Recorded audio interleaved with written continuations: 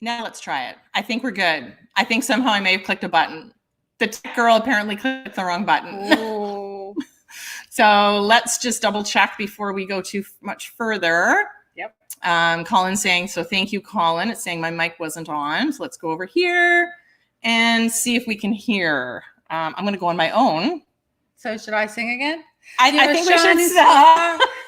No matter who you are, shining bright to see who you could truly be. So name that tune. Exactly. So you just got a double take on the singing. What you didn't hear was the fact that I had the words on my phone. So I was cheating, and apparently while I was cheating, I clicked the wrong button. So there is a lesson.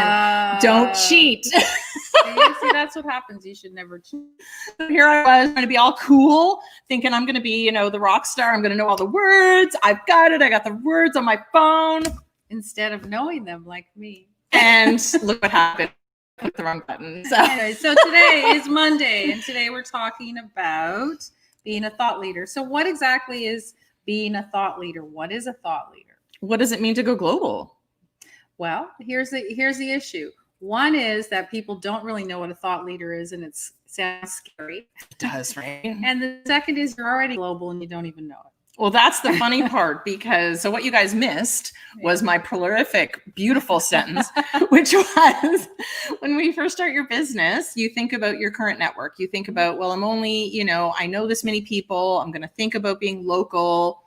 But what is really interesting, and I learned this very quickly, especially when I started doing podcasting, was clients would come and they'd be like, oh my God, there was a person from England or Australia or whatever. So that's the joy of being online, is that you can literally reach people all over the world. Yeah. When I was, I talked about doing that feng shui blog in one of these lives, and that was 20 years ago. And I can remember I used to do this moon thing, and people would email me from like South Africa, and they would like say, well, what do you think of this date? And I would be like, wow, you're reading my column? Like, it seems really weird. But I think and that was 20 years ago. Now what you have to realize is that every single thing you put out there can be viewed, heard, and shared by anyone in the world. So the trick is, who do you want to be? And when we talk about thought leader, a thought leader can be somebody who's an expert, who understands a specific niche, product, market, company. There are company thought leaders, there's product thought leaders, and there's industry or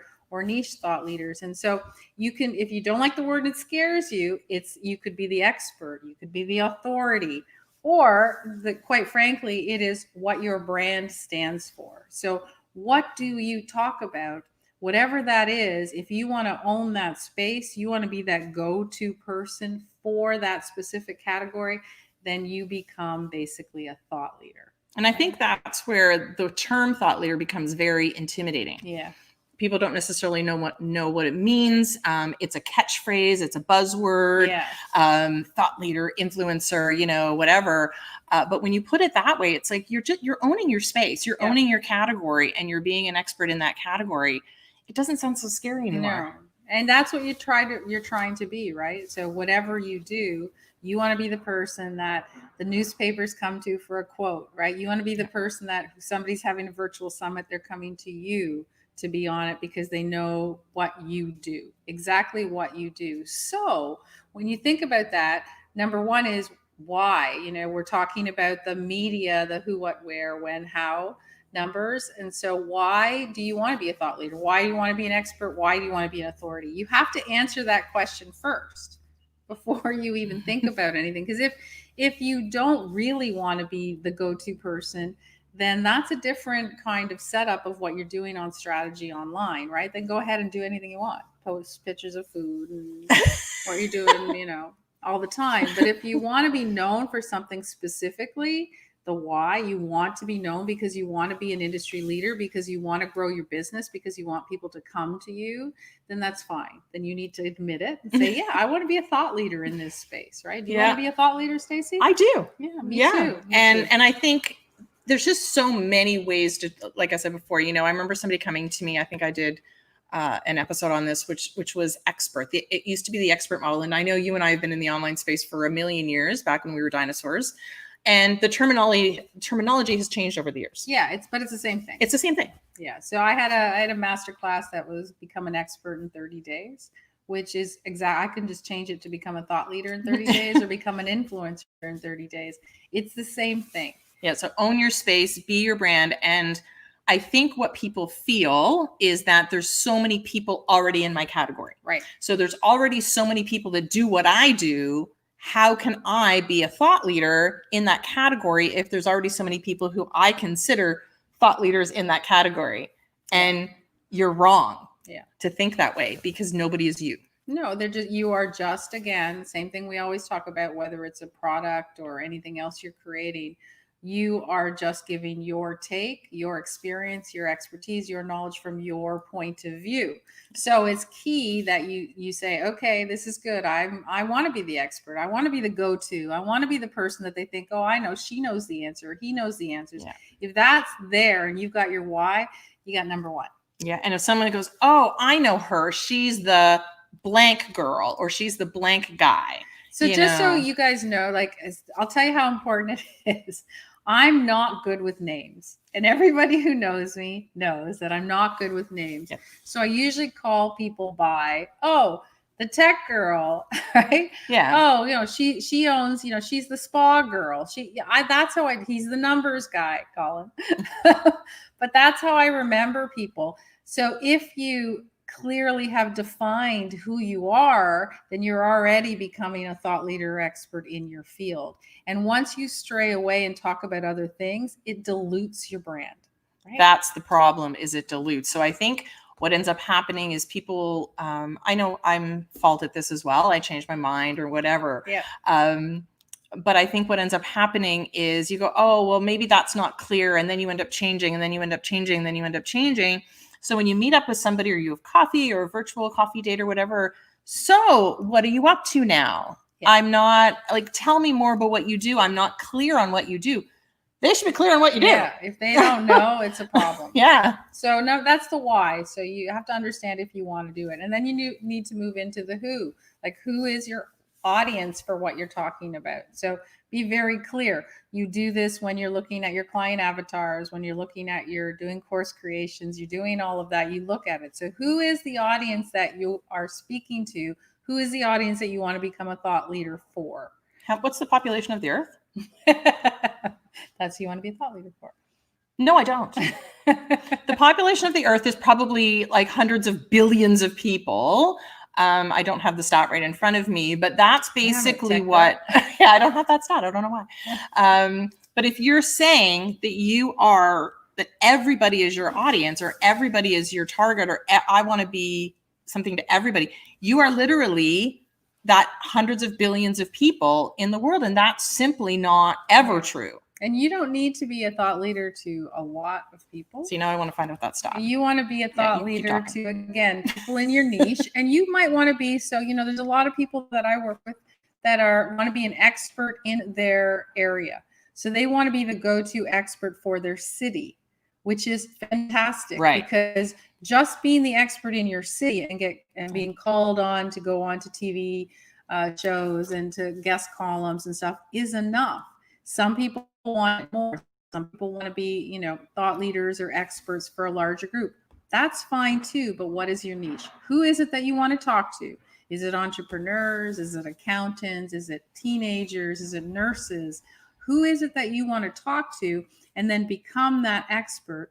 So you have to, number one, know that why you want to do it. 2 is you want to make sure that you understand who it is, right? And then 3 is simple. It's the what. What is your message? There's 8.6 billion people in the world. I was way off. Way off. So you don't want to be. So I think that's the biggest difference. Is people always think about geography. They always think, well, I want to go global. So again, 8.6 billion people. It's not going to happen. But you can be a thought leader to 100 people. Yeah. If you niche that down, and you could be awesome to those people, and those people to those people, you are the go-to, you are the guru, the expert, the influencer, the thought, whatever word you want to use, you are that person. Yeah. And that's where the who comes in. I think a lot of people just really miss the boat when it comes to that, because they think so much about their own brand and being clear, but they're not understanding who to be clear to. Right. So think about that piece. So you've got clarity. So again, what is your message? What is it? What is it that you want to share? Do you want to be perceived as the person who knows all the latest news, the trends, whatever in your niche? Do you want to be perceived as the person that knows all the steps it takes to get through that, whatever you are the expert on? What is your message? Is it different from other thought leaders in your industry, right? How does it differentiate? So what makes your message different than somebody else's? Not better or worse, different. Because people will follow what you have as your system or your framework, right? They'll relate to you because they like the message you're giving out. So you need to be very clear with what that actual message is. Well, I think it's interesting from being a customer. I think you start to realize that, like, do you go to a specific store on a regular basis versus another store? Would you choose a particular coach over another coach? Do you like this particular brand of clothing over another particular brand of clothing? What is it about that makes you their customer? Right. And how do you make your decisions? And you end up being really loyal. Yeah. So what is your message? Again, going back to, just because there is 1,000 other people in the same space or in the same category, nobody does everything the same.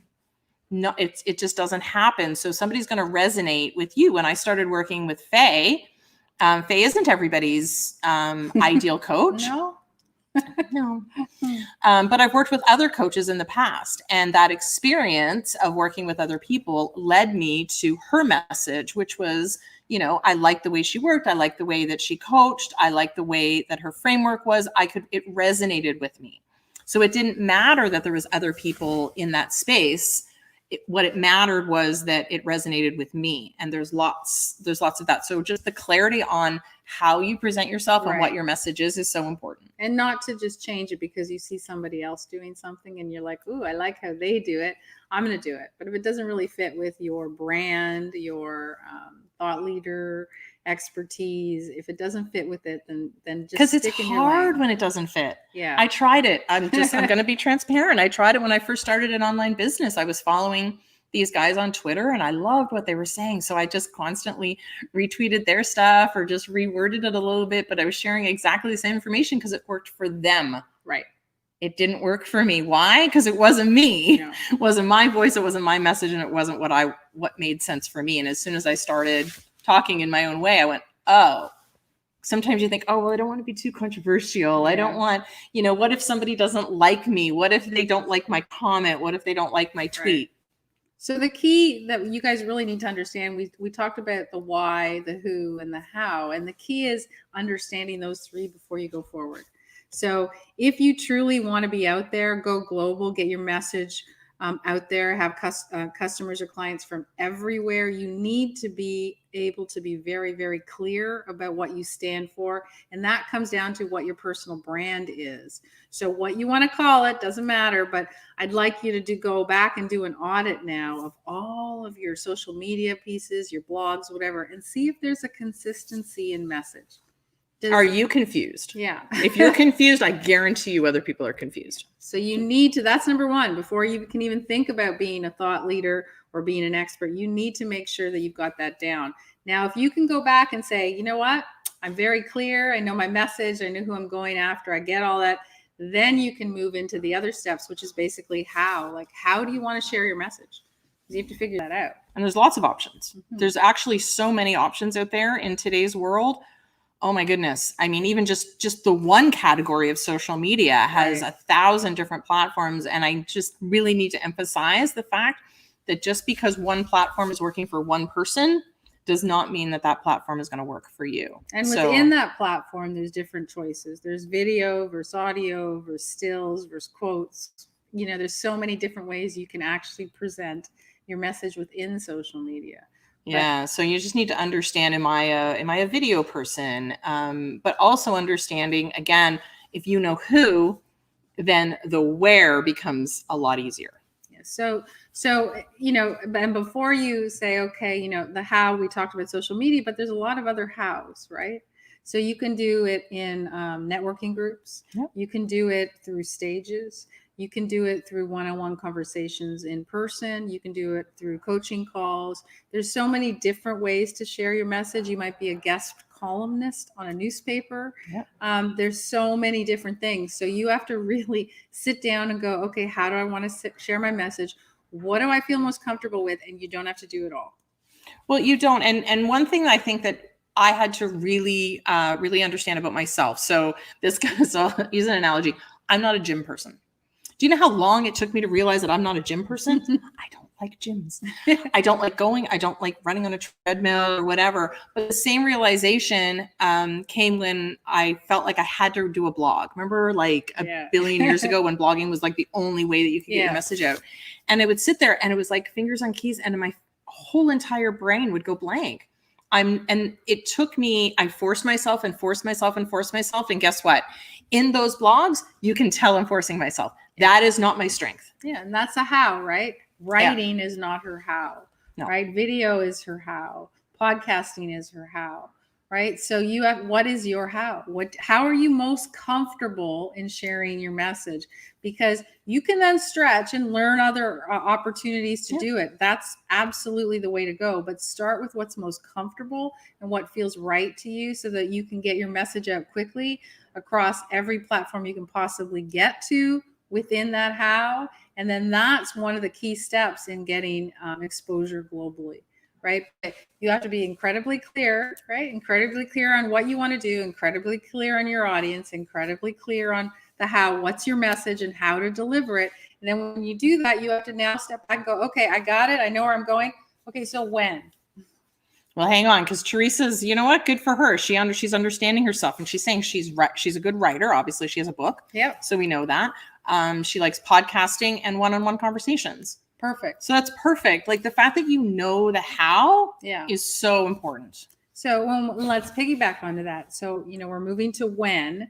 So Teresa, when are you going to share your information? You like to write? Great. So when? Every week, every month, once a year, only in books, in guest posts, right? You could do guest blogs. When is it that you want to share? For those of you who are more interested in video, when are you going to share videos? Well, you know what? And Colin's just putting up that video is his thing. Yeah. Because he finds writing confusing. He says my spelling is terrible and he doesn't feel as comfortable with that how. So, and it's really helpful from a self-realization perspective. And guess what? Sorry, I don't mean to go back to how. I know you went to when, but I just need to backtrack a little bit. When you find your how and you put it out there and you're comfortable with it, all of a sudden you go, oh, what a relief. Like a whole weight has been taken off your shoulders because you now no longer have to do the stuff or the how that no longer brings you joy. Right. Sorry, back to when. Yeah. So, well, when is key. I digress. When is key because it does, if you found your how and you're all excited, that's great, but it doesn't matter unless you schedule it in. So when are you going to deliver your messages? And consistency is the key here, right? So if you're going to write a blog, how often? If you're going to post on social media, how often? Or if you're going to do a video, how often? If you can keep it on your calendar and your schedule and keep it concise and scheduled so that you don't miss it, you try not to miss it. Understand the global thought leaders, the global experts always are consistent with delivering their messages. So it's not when they feel like it. They have a strategy and they have a plan. So you will see newsletters, emails, blogs, videos from them on a consistent basis. There is no right or wrong. It's just consistency. So what is your consistency on that? Well, and Teresa's responding to saying, once a week, she's putting information into a magazine, monthly podcasting, and then now on 3 different networks. So she's keeping that consistency. And that's what it's which is really good. And Carolyn's, she's got speaking, she's a video, but she enjoys writing articles as well. So writing could be your thing. And that's the difference. Like it's not my thing. And the when, just to pipe in before we go on to the next one, but the when, I can't emphasize consistency. When I ask the question, whenever I help anybody with anything, it's, if you're not consistent, then don't bother. Right. If you're not willing to do it consistency, I can't tell. I've told the story 1,000 times about things that I've failed with. And the biggest reason that it's failed is because of consistency. Yeah. And then the final one we just talked about a little bit, but it's the where, right? And where is a bit broader. So it's offline, online. Do you want where to be city oriented, your local business? Do you want it to be global? Do you want it to be worldwide? Do you want it to be in one language? Do you want it to be in bricks and mortar? There's so much to think about in the where, because there's opportunities in everything. So if you are a person that functions better in person, then that's fine. You don't even have to have much of a presence online if you consistently present yourself in person to different events, to different organizations. There are a lot of people who are very, very successful, and all of their business, they might be a consultant for corporations. You've never heard of them. You've never seen them. They don't have a website, but within their industry, everybody knows them. Right? Yeah, that's really that's fascinating, because you'll see a presentation and people will be like, "Oh my goodness, how do you not know this person?" And I'm like, "Where did they come from?" And he's like, I remember he's like a rock star to them. Yeah, because they are niched in their industry, and it's fascinating. So Colin would like to know if what's too much. So how often is too often? Because he's saying maybe the limited audience gets stale of the content. Well, I think, we're going to go back to what we always talk about, which is value. Colin, come on. You should have known the answer to that one. So if you you deliver value to me on a daily basis, I'm in. But if it is all salesy or affiliate-y or linkedy, you know what I mean? Like it's all like linkedy. I like that it's word. All linkedy. Then I'm not really going to start list. So we were just talking about somebody that is very big in the online market. And one of his programs, I was reading a review, which I have the program, but one of his programs, a couple of people were reviewing and said, they paid good money for this program and they logged in, and the first 3 things on the introduction module is how to upgrade, how to buy something else that he's affiliated with. Yeah. So they were all like, spend more money, and it really bothered them. Well, it turns them off. Yeah, absolutely. And I was commenting earlier as well, and I think I brought this up last week, that there's somebody that comes into my inbox almost daily, but every day is value, and I keep opening up his emails, which I love. So it's never too much. Every time I get the email, I'm like, wow, what more information is he going to give me today? Yeah. Because it's perfect. But now today, I was showing this other person that I'm on their list, and oh my goodness, like she's sending me emails twice a day, and they're all salesy. Right. It was Linkedy. It's Linkedy. So it was a link for success, not be Linkedy. I think that's the first episode of my season 3. Don't be Linkedy. It's a new term, but no, but seriously, it's getting to the point where I'm going to unsubscribe from them, because too much is too much when there's nothing behind it. Right. But this other person who's sending me just as many emails, super value, I open every one of them and read them. But and I have bought stuff from them. I would preface that in saying that add value, but make sure your message is consistent. Yes. So don't go off track. So don't one day be talking about, something and the other is a polar opposite, and people get confused, because remember, they get as many emails probably in their inbox as you do, and they get as many posts on their scroll as you do. So you have to kind of go, okay, when I see this person, do I always know what they're talking about? And is this person of interest to me? Because if you are moving all over the map, they're just going to unsubscribe, block, unfollow, whatever, because you have not been consistent in your message. And person of interest apparently is another term. Yeah. Again, expert, thought leader, influencer, person of interest. That's another one on the list that it can be called as person. What is that other one? Key person, influencer, KPI, something. Yeah. There's a bunch of those terms. Yeah. At the end of the day, whether you're an influencer, because influencers kind of get a bad rap because people think of Instagram, but that's not really where it came from, because influencers on Instagram are really, basically selling products. Yeah, but that's what people think that term is. It's like, well, I'm not a movie star and I can't represent the latest clothing line, brand ambassadors and all of that kind of stuff. I remember that was a big term. But the whole concept of going global, and especially when we're doing everything online, and this is why we say, we're going live at noon Eastern Standard Time. you know, A to ZZ. We understand that there's people from all over the world who speak different languages, and we can't assume that everybody's on our time zone because we're in Eastern Standard Time. Right. So it's also understanding some of the nuances.